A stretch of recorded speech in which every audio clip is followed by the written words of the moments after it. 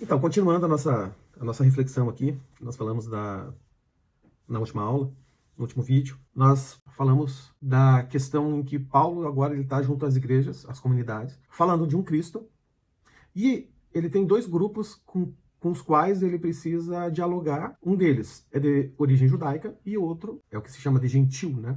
As gentes, o externo, o outro.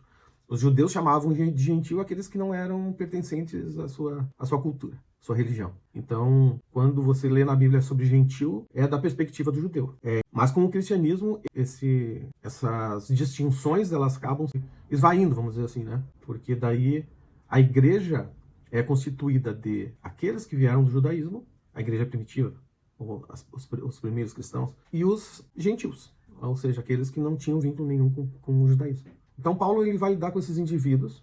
Com o judeu, ele em inúmeras situações ele vai ter a referência da sua história para levar até Cristo como sendo o Messias que estava prometido no Antigo Testamento. E para os gentios, ele vai apresentar um homem que é Deus, um Deus que é homem, em meio a tantas divindades que eles cultuavam na cultura greco-romana, né? Então, entre deuses, semideuses, a própria natureza, em que havia essa deidificação, então o desafio de Paulo é apresentar um Jesus que já veio agora. Então, Paulo, a semelhança de nós, ele está num contexto de pós-ressurreição e antes da segunda vinda. Então, o desafio de Paulo é muito parecido conosco, nosso desafio hoje.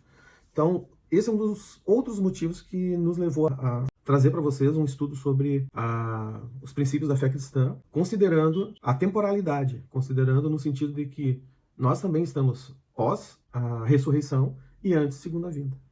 Então, é lógico que devido às proporções, né, e contexto histórico, cultural, enfim, Paulo ele tem que ter